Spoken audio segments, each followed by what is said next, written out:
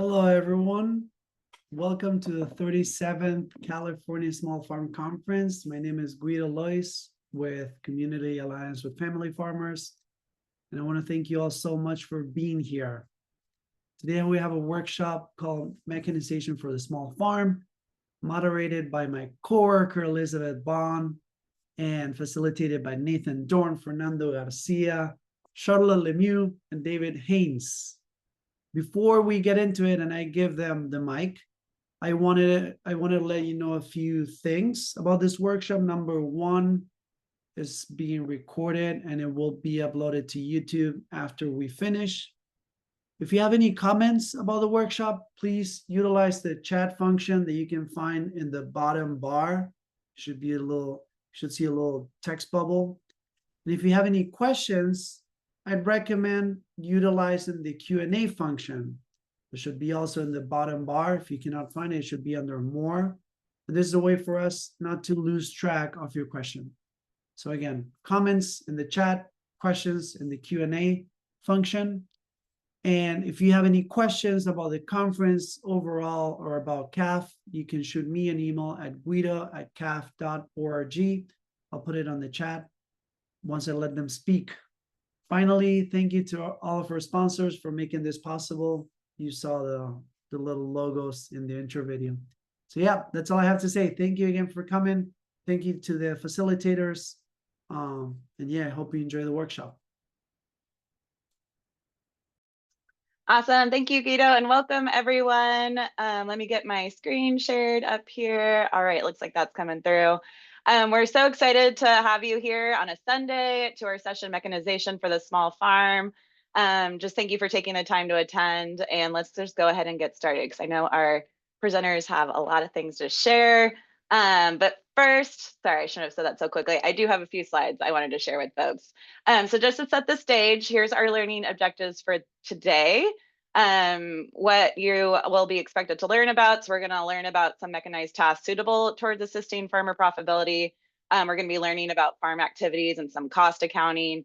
We're going to be hopefully seeing some virtual demonstrations from our presenters of alternatives of how they benefit the small farm business and bottom line. And we're also going to be learning about some available grants and financing opportunities for how one can acquire some of this equipment. And we're planning to have a robust discussion with our panelists as well. So we'd love to hear also from attendees from today on your ideas. Maybe you have other examples that you really want to highlight of what's happening on the ground. We encourage you to speak up during the discussion session and share those. And as Guido said, you're also welcome to submit your questions in advance in that Q&A box. And after all the panelists present, we'll be getting to those questions. So please feel free to submit them as we go about. Also feel free to ask them at the end as well. All right, so a bit about who I am. I'm Elizabeth Vaughn. I'm a senior manager at Community Alliance with Family Farmers. I'm assuming most folks know about CAF, but just wanted to introduce the program that I work on in case folks aren't aware of it. We have a small farm technology hub at CAF that works to address appropriate technology for the small farmer. And so this session fits in with that because we know, some mechanized expensive equipment isn't always the best fit for a small farm. And then sometimes it is if you have an operation that calls for getting to scale up your operation. So we're here to help farmers identify what is appropriate technology for your business. We provide other additional webinars, workshops. We do in-person events highlighting technology so you can physically see it and get your hands on it. So I just wanted to introduce that. You're more than welcome to always reach out to us if you have additional questions, ideas, or any challenges that you'd like to share and that you'd like to see our Small Farm Tech Hub program support. And we know that farmers need right-sized technology. There's always a lot of options to choose from, and you always want to see what's working on other farms. So again, stressing that some of the equipment highlighted today may not be a good fit for your farm, but we are hoping that this session will help you further understand your needs, what the options are, maybe help spark a larger conversation around what forms of mechanization are currently available to you, what is working on other farms that could work for your farm, and also give us an opportunity to discuss potential gaps in this space. What is needed that you haven't seen yet. So we'd love to hear from you again at the end of the conversation.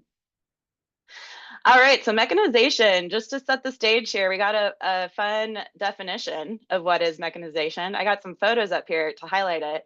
But farmers have always been inventing new, more efficient ways of doing things. And they've been the driving force behind mechanization throughout history, from back to the plow when we were first cultivating our land. Now we have diesel powered tractors, and now we're also identifying ways to get more electrified and to get off diesel. Um, so just highlighting, there's lots, we're continuing to identify ways to better technology. There's lots of plug and play battery operated hand tools that works really great for a lot of farmers that I have one highlighted here. We also now have drones that are we're releasing beneficial insects on fields. So, people used to do that by hand. We also have backpack flame weeders. So there's so much amazing technology that's constantly getting developed. But we know the size of a farm's operation, usually governs the level of preferred mechanization. So just highlighting, if you have a half an acre and below, a small tiller for bed prep, would be helpful. Once you get up to 2 acres, you're maybe going to be needing a small walk behind tractor, maybe with a tiller attachment. 2 acres and above, you probably need a small tractor to get a lot of your work done. And of course, hand tools such as hula holes, wire weeders are always needed and essential on a small farm. And I'm excited to hear more from our panelists who are going to get into the meat of when this mechanization, how it helps, when to use it. So we have 3 different businesses to hear from today in this order that you see. And also an org, Farm Lake is going to be talking about financing for our panelists. We're excited to hear from them. We have robots in the fields now. We also have time-tested equipment that's been around since the mid-1900s. We also have a new innovator here on the panel as well, talking about the equipment that they've invented. So really excited to hear from them on how their machines are helping with farm labor and profitability. So again, just to provide a brief overview, we're going to have each presenter speak for up to 15 minutes. And then at the end, we're going to have time for discussion and Q&A. So please submit your questions as they come up for you, or save it for the end. And I'll now hand it over to Nathan at Farm NG. And Nathan, I'll allow you to introduce yourself, and then I'll introduce each panelist too for once you're wrapped up. All right, so Nathan, I'll let you share your screen and jump in here. Thank you, everyone. Good morning, and thank you good morning. I hope you can all hear me. Thank you to CAP, and thank you to everyone hosting the Small Farmers Conference, and all you attendees today on a Sunday. So appreciate you guys a whole ton. I'm Nathan Dorn with Farm NG. We build small electric robotic platforms. Kind of call us not the tractor, we're the untractor kind of tool out there. Some of you may have seen this conference at EcoFarm or this presentation at EcoFarm, but I'm happy to share with you again. So let's see if we get this going here. So we started out as a small electronics company built in coming out of the Silicon Valley when our founder Ethan Rubley moved down to Watsonville with his family and quickly got bored with COVID and started building out small robots. And we ran into a few farmers and started doing things and building different contraptions, all sorts of ways. Not everybody liked or was impressed with us in the field, and we learned a lot of things. But eventually, we found a fit where we just moved manure, moved crap around. But we felt good about that we could contribute on any level on the farm. Out of born the Amiga. It's a small, we call it the robotic electric tractor, battery powered. It's really lightweight, weighs about 300 pounds. And it's undefined, really. It's meaning like you can change its shape. You can almost call it the Lego kit for farmers. I think that this last sentence in here, transforming agriculture, is maybe far from true, because agriculture's never been one static thing and every farm is different. So we hope to enable and aid farmers. One of our first benefactors was Larry Jacobs from Jacobs Del Cabo, one of the earliest organic farms in the country, helped to establish the standard, and a great family farm. A lot of his people he wanted to help his people that were aging out of his business. He called them immensely valuable and wanted to help them produce more, create a higher revenue so that he could have them help and stay on farm rather than go and work at restaurants, which were paying higher wages. And then also he wanted to reduce workload physically on the farm and increase their technical value and capacity.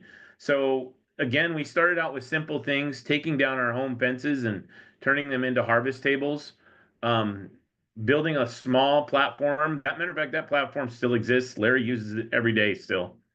From that, we started creating just all sorts of open innovation creations on top, cutting, welding, fabricating this. We have about 200 of these machines in the wild. And really, our first basic function was helping people harvest and carry things. We had to convince everybody that this could bring value, and today most of them use it on an everyday basis, doing everything from flame weeding to bug vacuuming and seeding, and all sorts of different tasks about the farm. All this technology came from a sister company started at the same time called Space NG. Really proud to say that we're in flight right now with Firefly.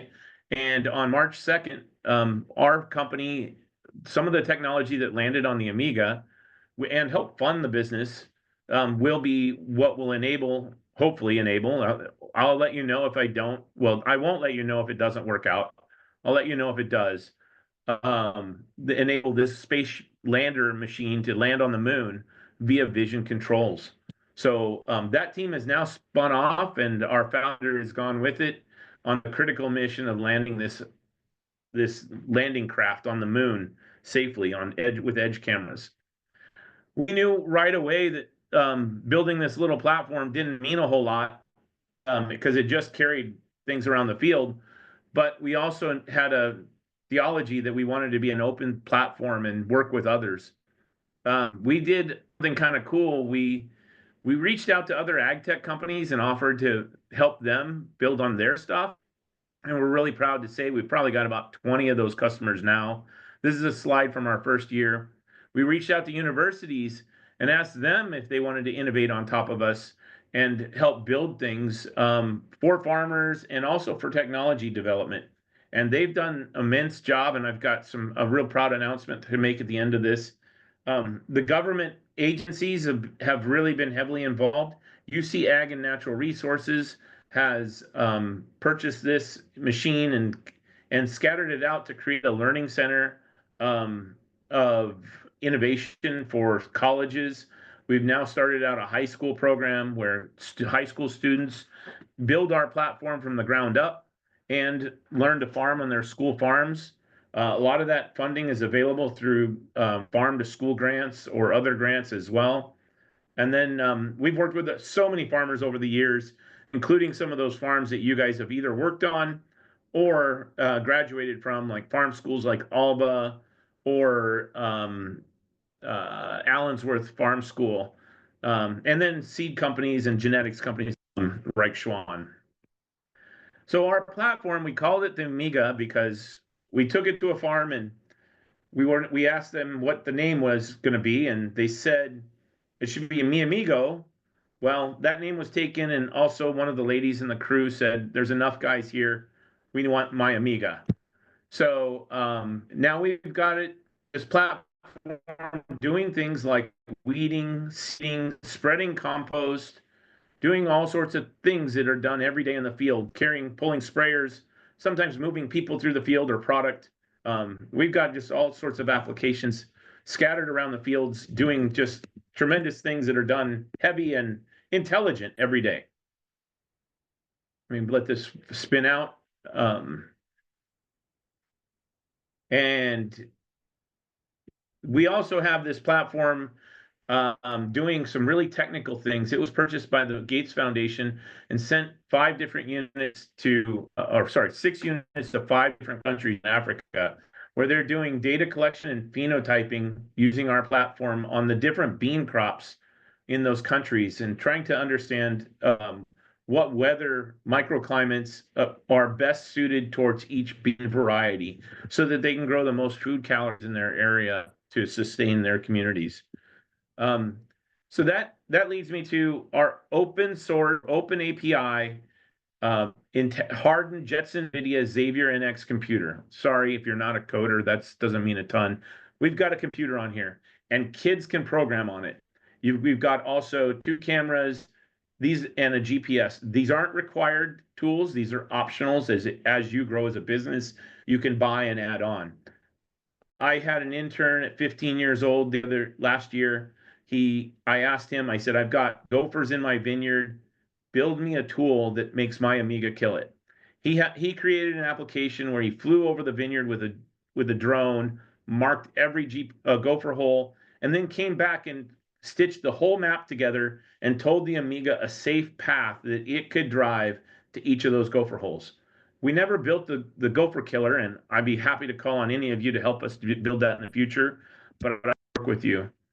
So I don't know where I'm going to, so much going on. Different things. We've advanced over the years. We can be wide as 84 inches. We can be tall.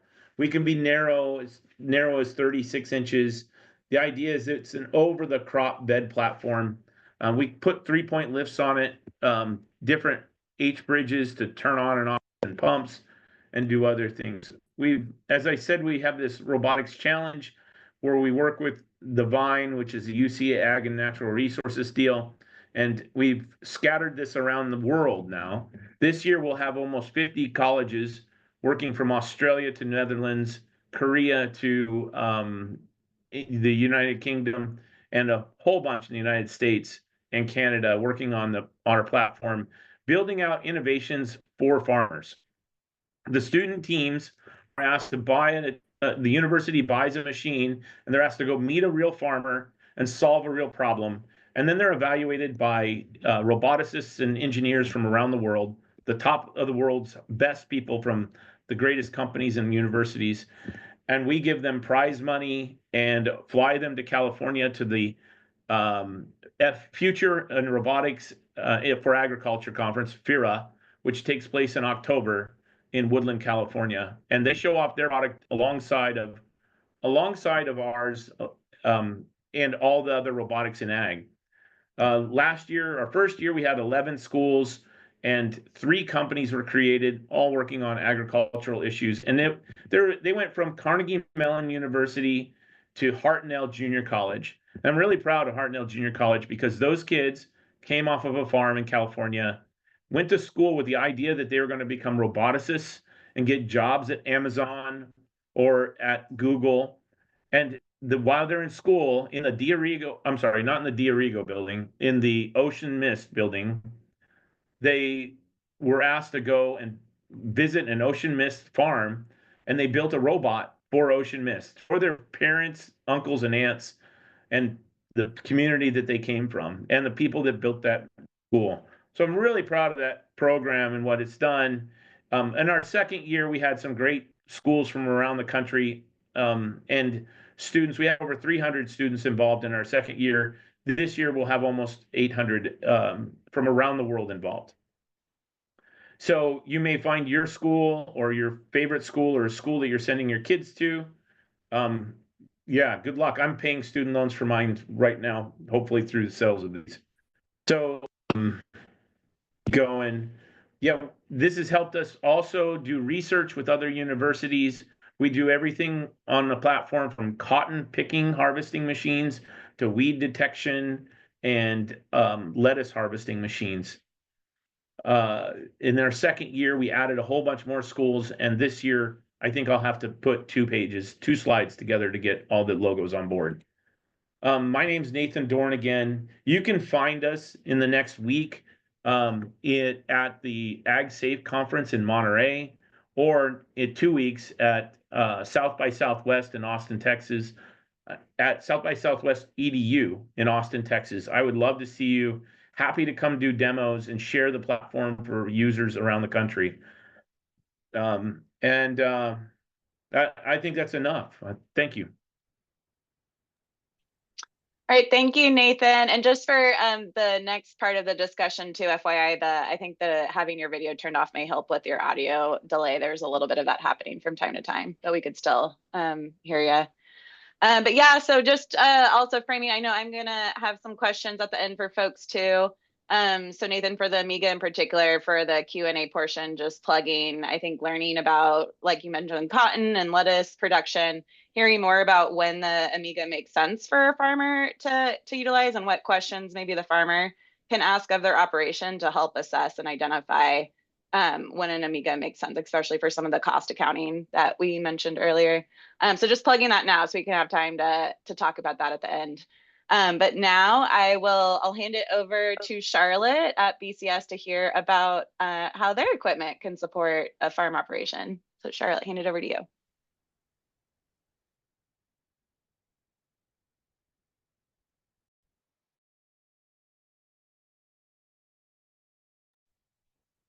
Awesome. Thanks so much, Elizabeth. Good afternoon, everyone. My name is Charlotte Lemieux. I'm delighted to be here today to talk about mechanization in the small scale farming as it pertains to BCS two-wheel tractors. And, I had the pleasure of growing up in a market farm and continue to work closely with small scale farmers through my work with BCS. So I'm happy to be here to promote productivity and sustainable farming and empowering the farmers to achieve more with less, ensuring that we can meet the growing demand while we're preserving, our precious resource, which is time. Just to kind of start off, I wanted to do a basic discussion of what a two-wheel tractor is. It's a single axle self-propelled ag machine that is equipped with a power takeoff, a multifunctional machine that features a variety of attachments from soil working to mowing, even to snow removal. And with an ease of operation for multiple applications, the two-wheel tractor features adjustable handlebars, differential drive, and a shuttle style clutch. To understand kind of how revolutionary it has been, I want to just take a quick trip back in history with BCS. The first design and motivation for engineer Castoldi that was developed back in the 1940s was a self-propelled sickle bar mower. This helped revolutionize the agriculture productivity by increasing the time drastically, or reducing the time drastically to harvest forage in other areas. His self-propelled mowing machine was among the first in mowing machines to be equipped with a low-powered internal combustion engine, and with the mission to increase, his customers' productivity while reducing their physical effort. Here, just from an advertisement, you can see how drastically they improved their labor efficiency from hand scything, which it took, for an hour, you could only accomplish 2,700 square feet with hand scything. With a horse-drawn scythe, you were able to harvest at half an acre per hour. And then once the BCS motor mower came about, you could harvest up to 1.5 acres per hour. So when we're talking about mechanization of the farm, being able to accomplish more in less time obviously is the key factor in saving cost and time on a small scale farm. So as time went on, though, the need for multi-purpose and small scale equipment was demanded in Italy. So Castoldi went back to the drawing board and built one of the first lightweight and cost-effective compact multifunction tractors for mowing applications and soil applications. By the late 20th century, many more attachments were developed, making the two-wheel tractor into something that we can all pretty much recognize today. An easy-to-use, versatile tractor that's been developed to perform, a wide range of tasks from mowing, seedbed prep, snow removal, haymaking, and a lot of other things in between. With the all-gear drive and automotive style clutch, it allows for simple directional changes as well as easy engagement of your PTO for all the attachments. For any task, a BCS is designed with comfort and functionality in mind for the operator, with the reversible handlebars allowing both front and rear mount attachments to be run by one power unit. The versatility and adjustability of the handlebars themselves allow for comfortable operation in a variety of different situations with a variety of different operators. In tougher areas, the BCS is designed with a lower center of gravity and precise balance that allows it to be the ideal choice on hillsides and in tight spaces such as urban farms and inside of greenhouses. It features a differential drive that allows you to have that turn on a dime maneuverability. So when space is an issue, especially in small scale farming, a two-wheel tractor really has advantages over that of a four-wheel tractor. Today, we've got more than 35 different attachments that can be run off of a single power head, which provides a variety and multi-function throughout the year. Overall, that makes BCS a tool on the farm to have low cost per use per year, as far as being able to be used throughout multiple tasks on a farm for multiple throughout the entire year, throughout the seasons. So as a small farmer, you could be facing a crossroads right now between buying a four-wheel tractor and a two-wheel tractor. So there's several advantages to a walk-behind tractor on a small farm, including versatility, maneuverability, cost effectiveness, environmental friendliness, and improved safety. Walk-behind power equipment is available in a variety of sizes and configurations, which make it easy to find a machine that's suitable for your needs. Whether you're building raised beds, tilling the soil, clearing spent plant material, there's a walk-behind tractor and attachment that can help you get that job done. Unlike larger and heavier machines, walk-behind tractors are designed to be lightweight and easy to maneuver, making it ideal in tight spaces or on uneven terrain. This makes it possible to navigate around objects such as trees or rocks without causing much damage to the machine or the surrounding area from a ground compaction standpoint. From a cost effectiveness standpoint, a walk-behind tractor is less expensive to purchase than four-wheel tractors. It can be beneficial for small farms that may not have the budget or the space for that larger equipment. Walk-behind power tools are powered by small gas engines, which use a fraction of the fuel of a larger and fuel guzzling machine, making them more environmentally friendly. This can be particularly important for small farms that are looking to reduce their carbon footprint. And soon the walk-behind tractor is going to be powered electrically as well.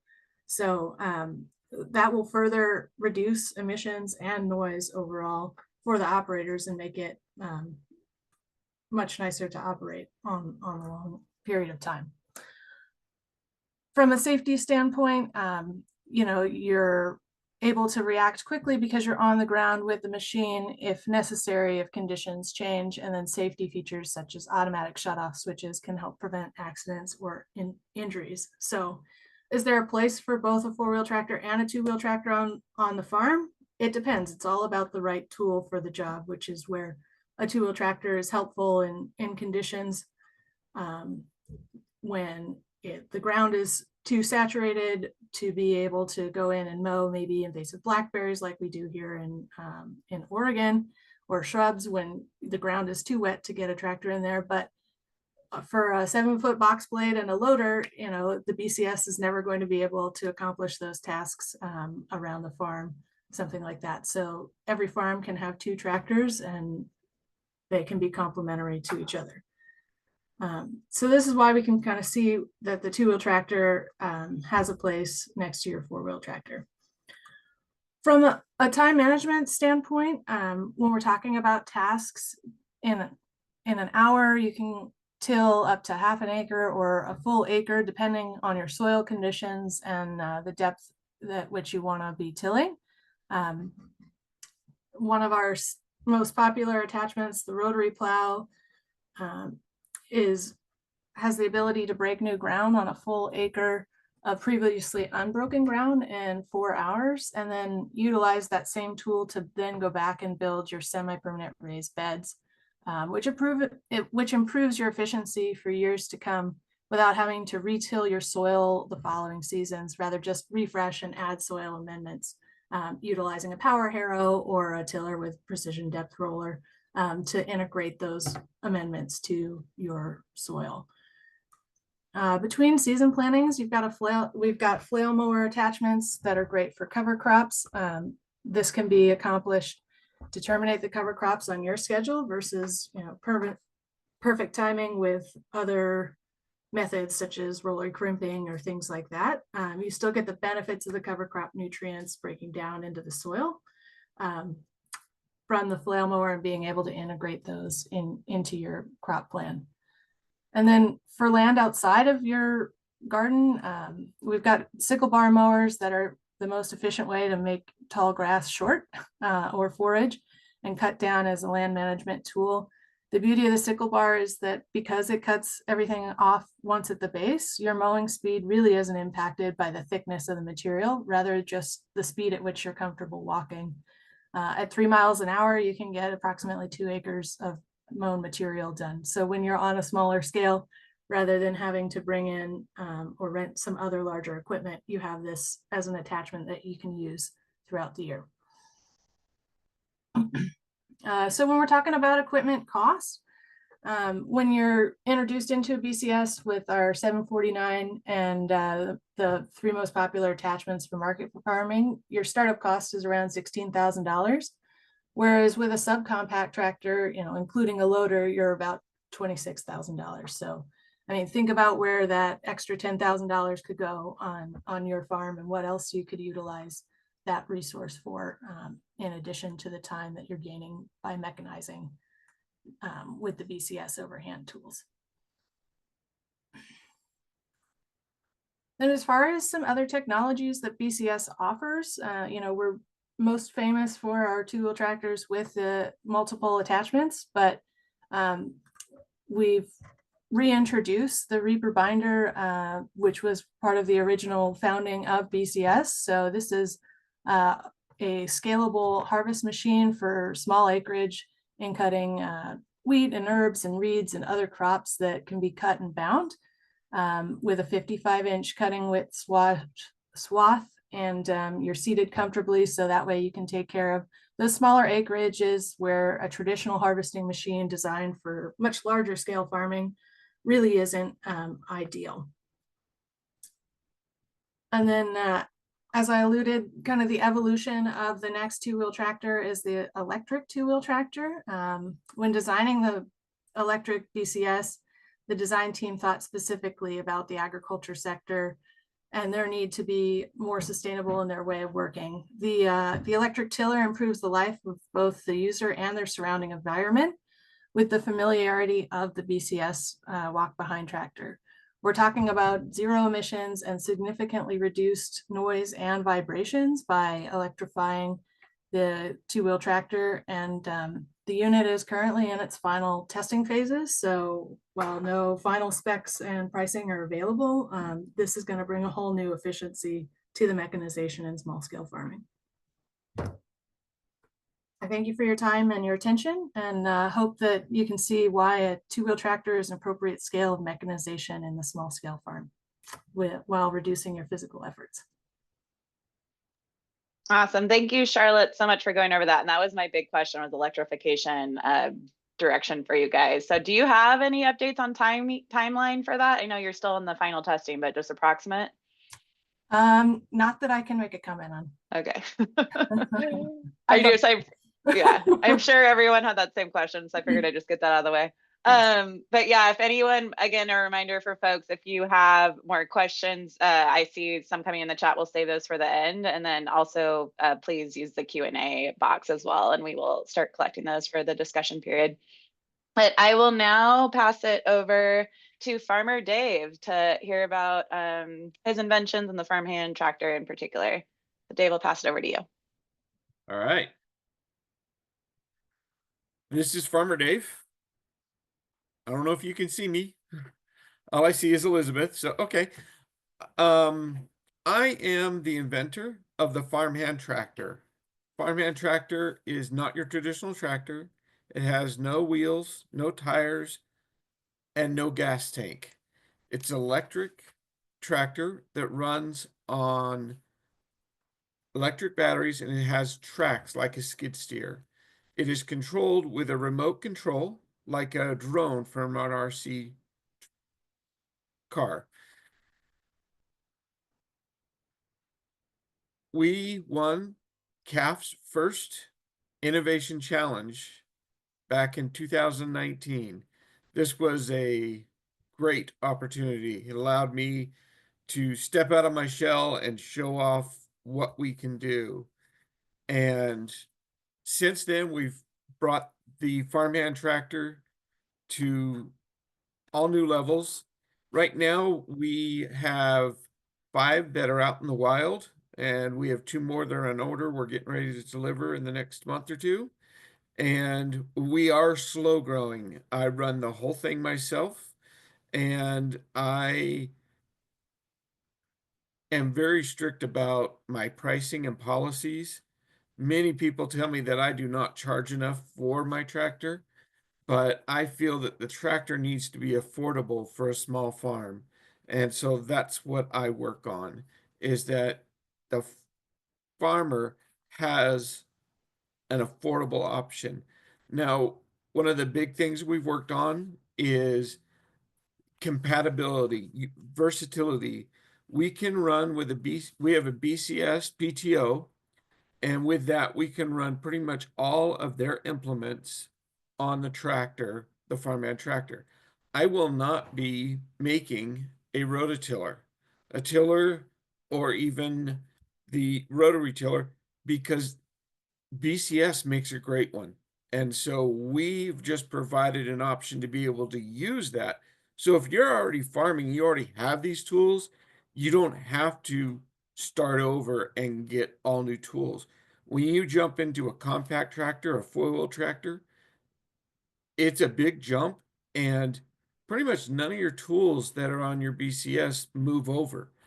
And so it requires a complete retooling, and that's not very effective. That's a very big price tag to hit. And so we kind of split the middle on that, because we can run BCS equipment, but we also can run small tractor equipment, the 4-wheel compact tractor. We have a category 1 PTO and 3-point hitch that can mount mowers and small implements too. We also are working on new implements. Several have been built already. We have a tilther, a 30-inch wide tilther that only goes an inch or 2 deep and mixes and stirs it up, the soil. We have a compost scoop and spreader that will scoop up your compost, and then when you get to the row, it will start spreading it out. And at the same time, you can have 2 other implements on the tractor. So it will also have the tilter in the middle, and at the end, it will have a bed packer. So on one pass, you've put out your compost, you've tilled it in, and you've packed it down. You go back, you push all your parts into the garage and slip on a seeder, and you go back and seed the entire crop, and you're done. We are looking at doing more implements. One we put in on CAF's Innovation Challenge this year, and that was for a pea viner. If anyone's ever seen a pea viner, these things are huge. They're the size of a London bus. And one of the farms I worked at had 2 of them, one for just parts, because these were built back in the 60s and 70s, and nobody carries parts anymore. If you want to buy a new one, they're like $750,000, and to justify that, you have to harvest peas constantly. Fresh peas being harvested are really popular in food farmers markets and such, but the labor involved with peas is extremely high. And so market farmers avoid that because of that problem. And with this tool, it allowed our farm, we would only use it for a half an hour, a couple days a week, but it allowed us to harvest several hundred pounds of peas and be able to sell them shelled at the market. And we always ran out of these. These were great. But if you don't have one of these big machines, it's extremely expensive to hand labor harvest peas. So we're working on a tool, shrinking this big machine down to size that a small farmer can use. And we're doing the same with a combine and a cotton harvester. Both of those were currently in planning and development stages. We've had lots of farmers who have been interested. They harvest 1 or 2 acres, and maybe some of you out there can relate to this. You harvest only 1 or 2 acres of beans, dry beans, but the only way to harvest them is by hand because there's not a piece of equipment that can do that for you. So we're working on building those kind of machines that people have abandoned. We used to have them back in the 70s. We used to even have them in small scale, but now everyone has changed to selling really large tractors for lots of money to really big farms. And there are, sorry, there are only a few that are making things for small farmers. Our platform is on an open source basis. We have multiple PTOs. We have a flexible shaft PTO, which connects to small implements, such as a scythe or a cutting head for a baby greens harvester. And we have the standard BCS PTO, and we're working on the class 1 PTO with a 540 spline, so you're able to operate small equipment from big tractors. We also are working on many other programs, and what I want to tell people here is that don't assume that your idea for an implement or a tool for the farm is not big enough, not appropriate, that it's cost too much, or that no one's going to build one. We're out here trying to build these for small farms, and this is going to take a while, but the more we have out there, the more and faster we'll get them built. And so we have on board, we have switchable power that can be turned on and off as you're going through the field. 24 volt, 48 volt, 12 volt, and 110 volt power that you can control different pieces of equipment all at the same time or at different intervals on the tractor. We have a system that's very unique to allow us to load and unload implements off of the tractor. We have pins that go in and hold the implement in place. And then when you're ready to move it off, you pull up to the garage and you slide the implements off into the garage. And there's just a bar at the same height.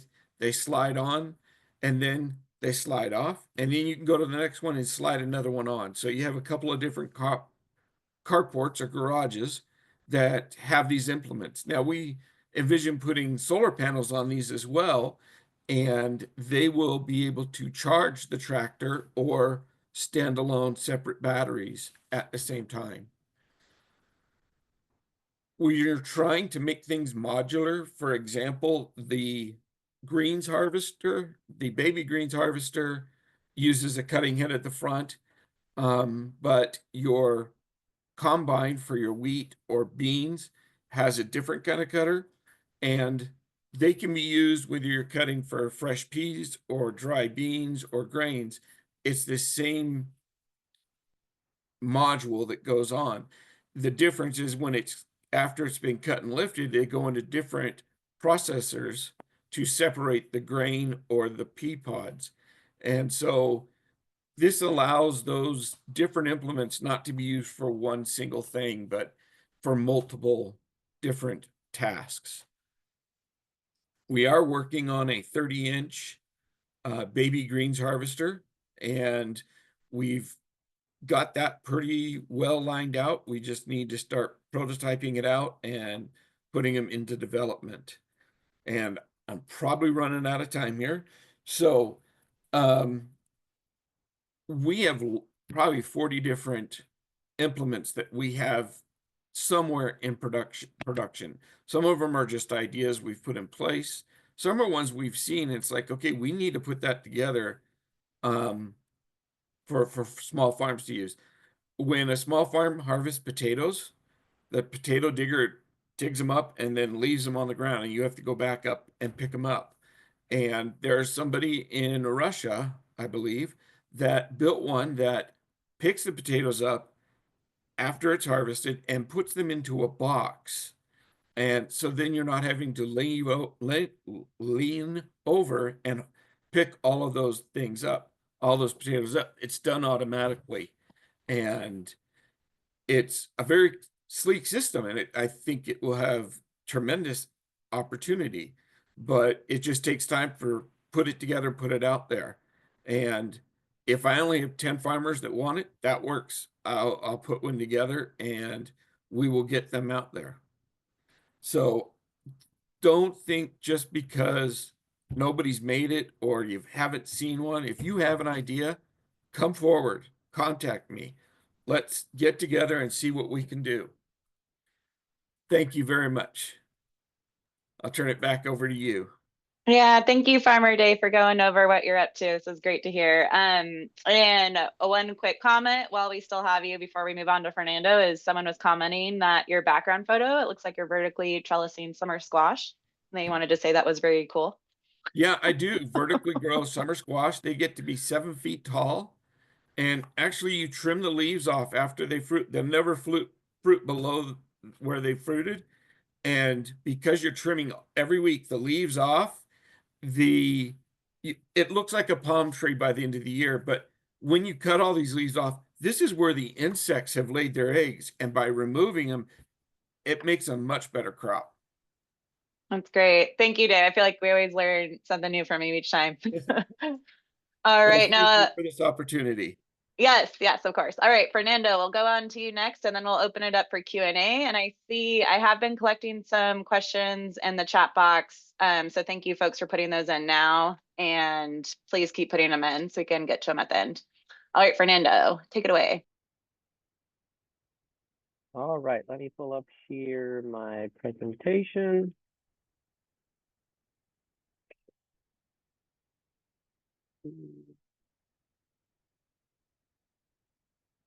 Okay, can you all see that? Let's look. Yep. Okay, wonderful.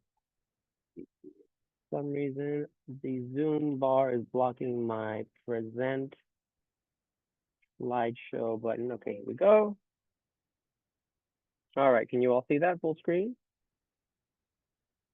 Okay, wonderful. So hello, everyone. Good afternoon. My name is Fernando Garcia, and I work with California Farm Link. I am currently a project manager there. And for those of you who are not familiar with California Farm Link, we do a variety of things, working with small farmers. Primarily, we work with farmers on obtaining capital through loans, and so this could be loans to purchase land, to finance a large piece of equipment, or an operating loan. We also help farmers when they're looking to purchase land or to lease land, and so we link folks in that way. And then we also offer a variety of education programs for small to mid-scale farmers in terms of how to manage a farm business or tax preparation, bookkeeping, payroll, things like that.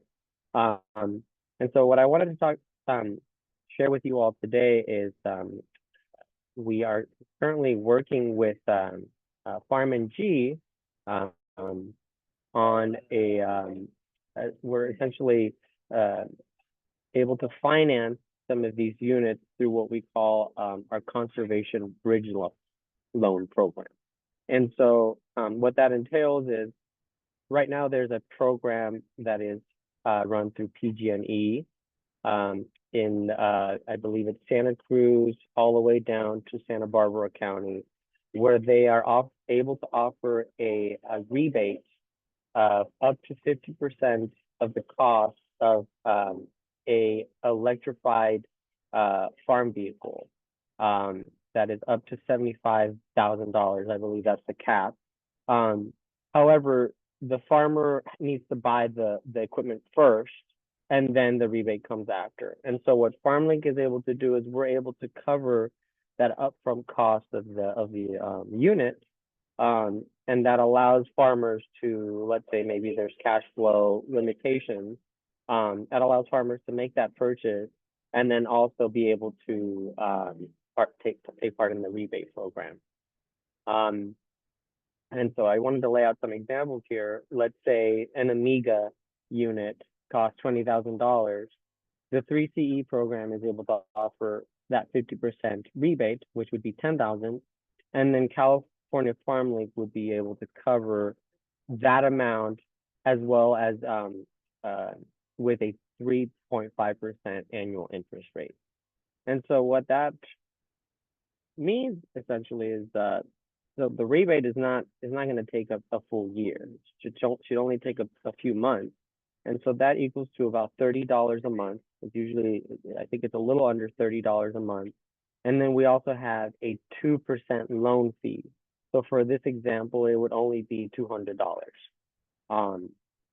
And so once, let's say this loan is approved, participants are they can either pay for the remaining 50% out of pocket themselves, or they can also work with us in going through an equipment loan. Okay. And so why would someone want to participate in this? Well, not only would this allow farmers to have a little bit more peace of mind in jumping into making what could be a big purchase for them, but it would also be a great way for folks who have not had any experience in a financing process like this, or asking for some sort of loan for their business. This is a really wonderful way to get some experience with that type of a process, because the underwriting process is streamlined for this type of program. It's not as intensive as say if someone wanted to buy a piece of land or a very large tractor or something like that. So this kind of helps folks get a little bit more comfortable, and then later on, if they decide, you know what, I want to work with FarmLink to some sort of larger purchase, then they might feel a little bit more comfortable there. Okay, so what is needed to apply? Anyone who is interested, you can reach out to us through our website. I've included this link here, where it takes you to our landing page. It kind of gives you a little bit of information on how to submit an inquiry. And as I mentioned, loans through this conservation bridge loan program will be streamlined. So that means we won't be asking as much information on financial records and things like that as a typical loan. And then I also wanted to share with you all this QR code here. That'll take you straight to our page as well. And I'll include the link in my contact info on the chat. And then here's my email. Folks want to reach out with any questions. And then I've also included the email for some of my colleagues. Brett is he runs the loans department here at California FarmLink, and then a general email where you can submit inquiries or questions. So thank you very much. Really appreciate the time. Great. Thank you, Fernando, for going over those options for folks. All right. So that is all of our panelists who had, and we're on time here to have time for discussion. And I see that we've already received several questions in the queue. So thank you, folks, for sending those in. And I'm going to just go in order of when they were received. And so we had a few for Charlotte, you in particular, that I'm going to go ahead and jump to. So there was 3 questions that actually came in for BCS. Let's see, the first one was, does BCS offer tractor or implement leases, or have a network of rental tractors available? Yeah, that's a great question. We don't offer traditional leases. There is financing available through our dealer network, which is where all the tractors are purchased through. So depending on your area, we've got a couple of finance options that are available there. And then as far as a network of rental tractors available, we do have rental dealers for BCS. Most of them typically just rent our smaller units with tillers. But we do have in our dealer locator, a lot of our elite dealers have demo units of different of the attachments, like the rotary plow is a big one that people want to kind of test out and see what's available. And so I always kind of refer that way. And then I know there's quite a few tool banks throughout the country that do own BCSs and offer those as part of a tool library, which is really a great program. So I would check, locally, maybe with some of your extension or other small farming programs in your local area to see if they've got a resource, because they're definitely out there. That's great. Thank you for that. And then I think this also relates to Fernando, maybe for you, but there's a couple questions on the FarmLink loan and the rebate, and maybe also financing for BCS tractor, if this can come in the future. But is it for electric equipment only?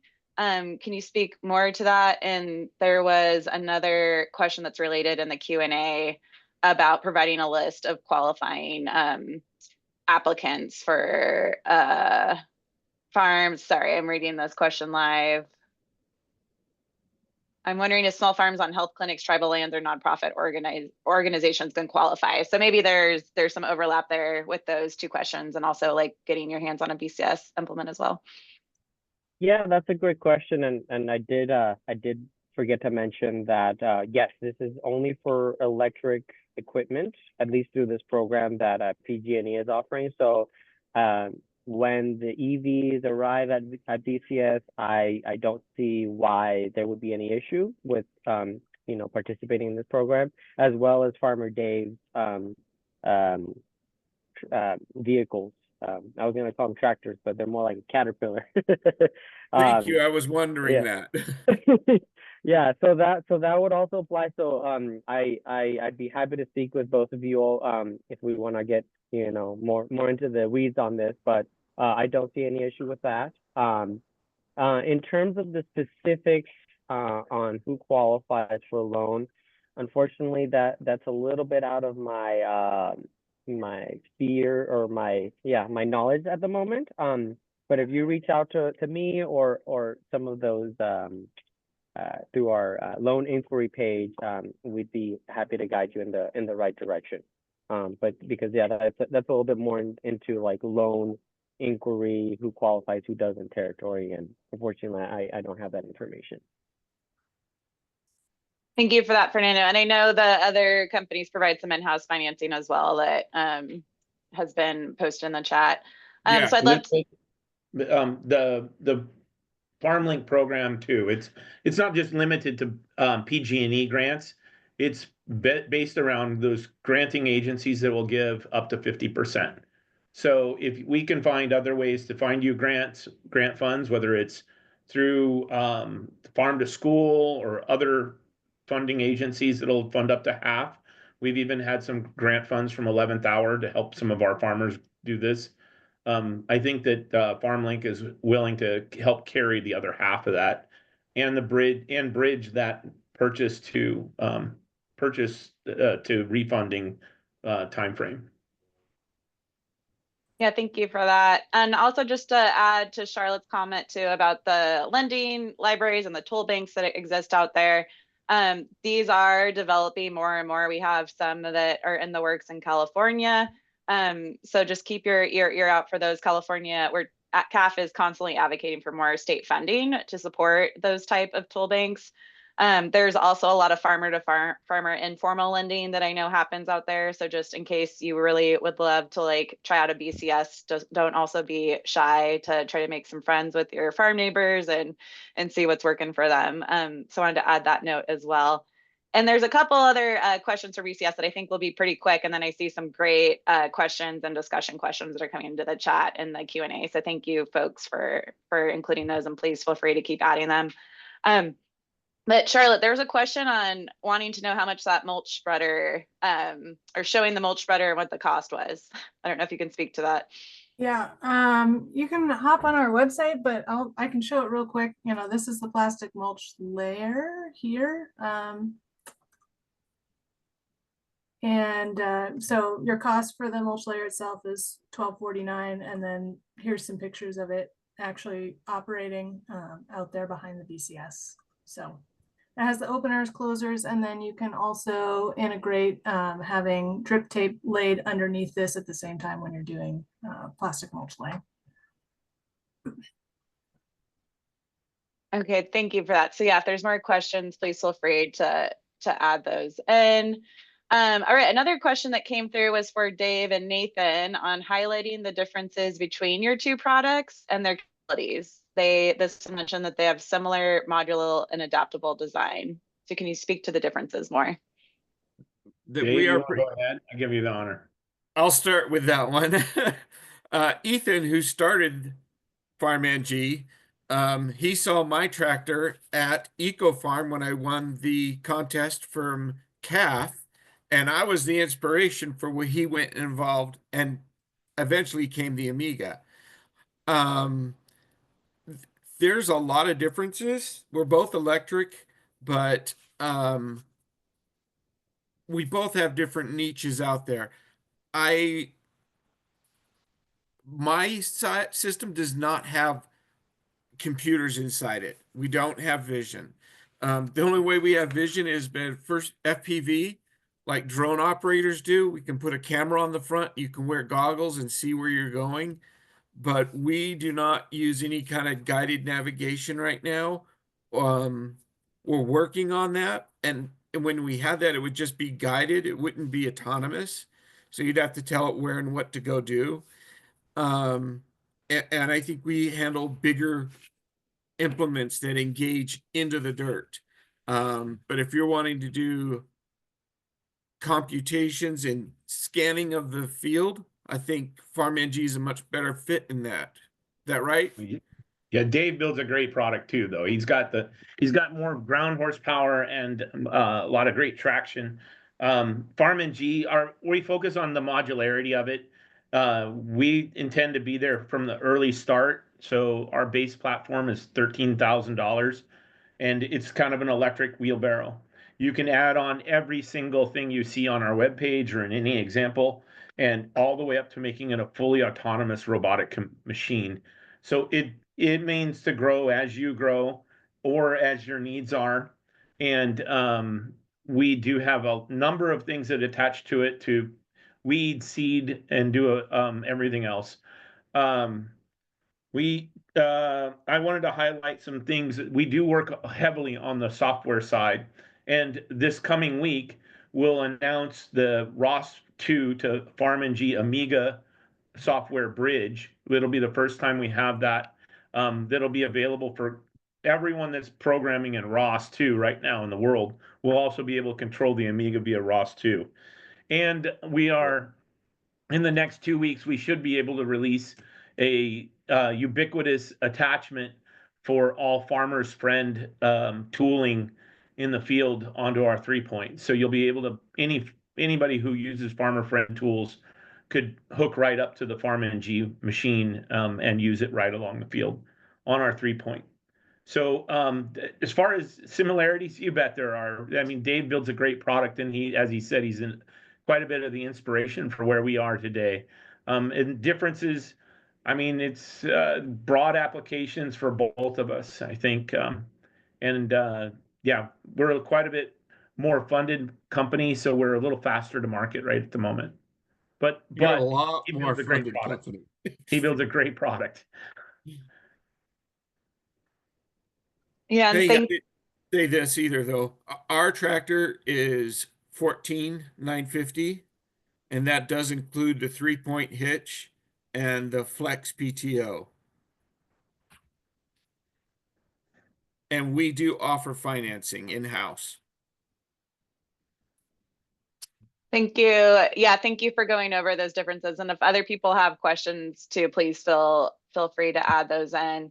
And I also would like to highlight Amber's comment here. Thank you for putting this in the chat. It's always hard for me to keep up with these things. But the UC Extension folks at the Kearney Ag Research and Extension Center, they are in the process of launching a lending library that will include BCS tractors. And so these are for farmers, unfortunately, only in the Fresno County area.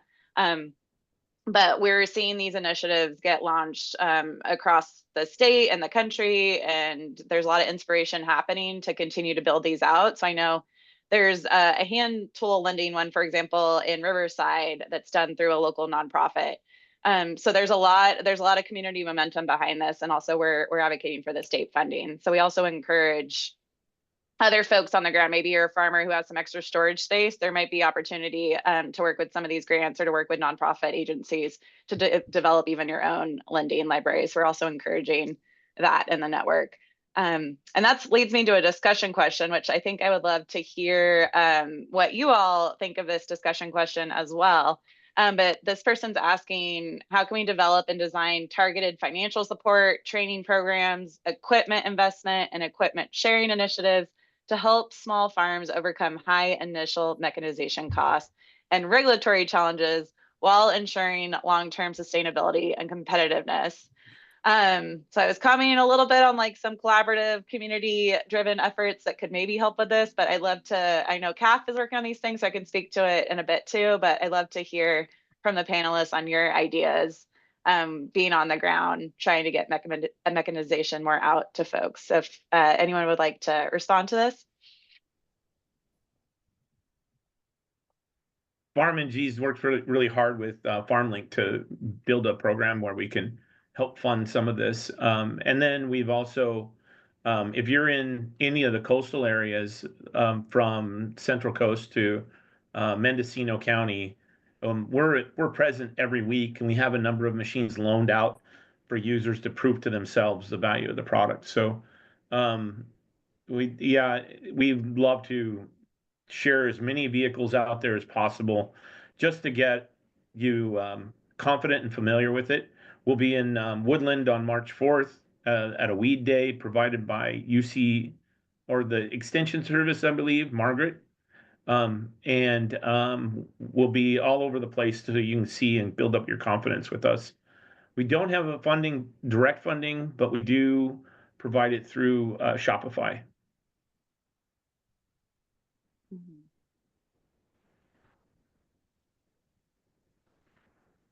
Yeah, thank you for that. And I'm curious, Farmer Dave or even Charlotte, I'm sure you guys and Fernando have maybe seen other examples of this happening in the field too. So I'd love to just hear, if you have thoughts to share on this discussion question.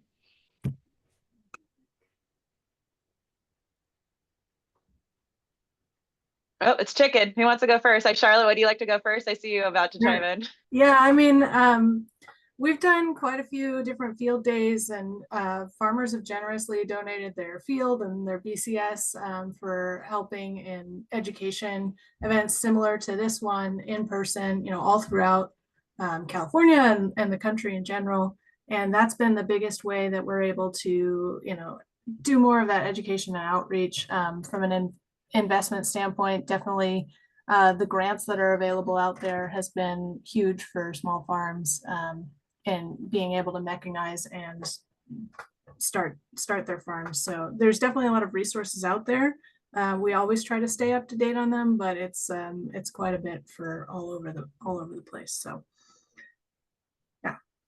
yeah, there's lots of things out there, but I think these lending libraries are a great opportunity to let people get in and try these things out.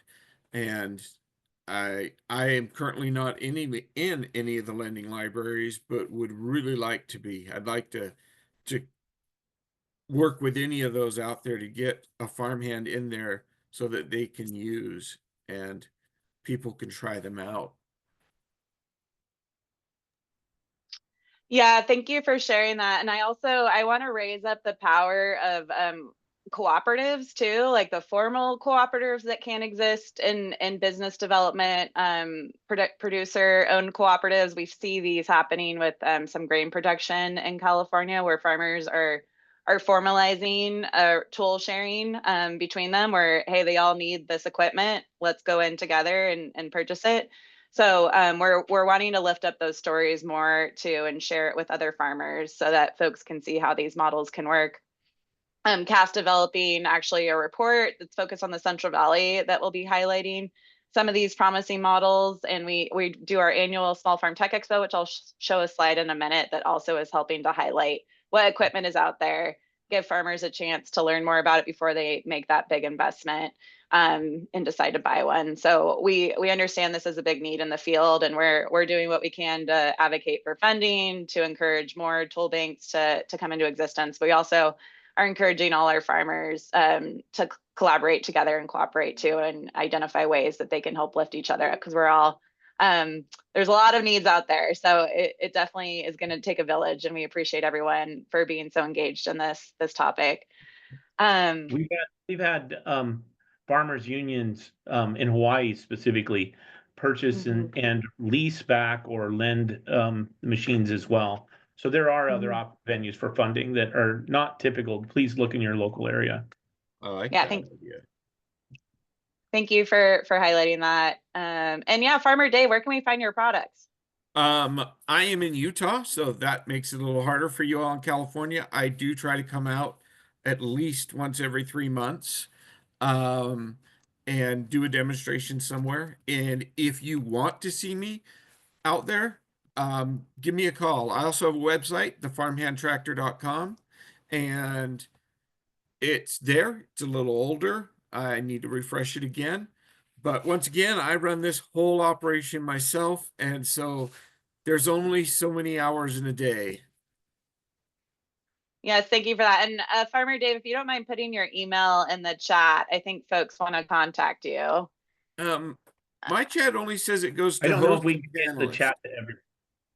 Oh yeah, Guido, if you can maybe give us access to chat everyone, I also have that on my end.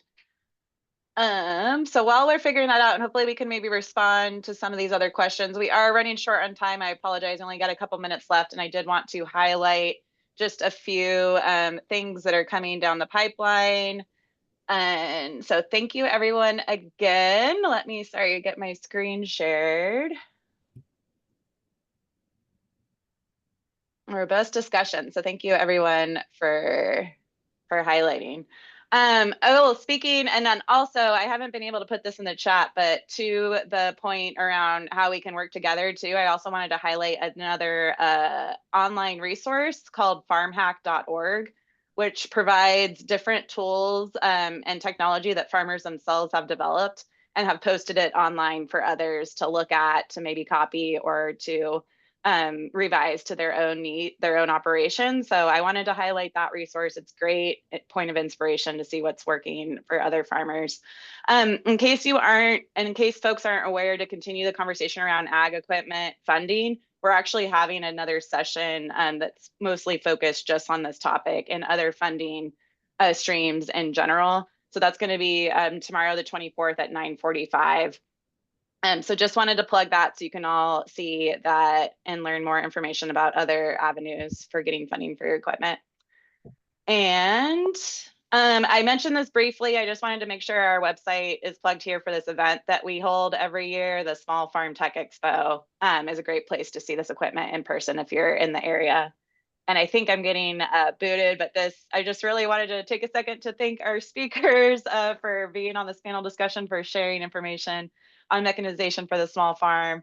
Really appreciate everyone attending and all your questions. And thank you again. I hope you guys enjoy the conference. This is day one, so more to come. Thank you all so much for participating, and thank you to the facilitators for such a wonderful workshop. We have many more to go, so we'll see you around. Thank you. Thank you, everyone. all. Thank you. Thank you. Bye. Anyone needs to talk to me, my phone number should be out there. Thank you, everyone.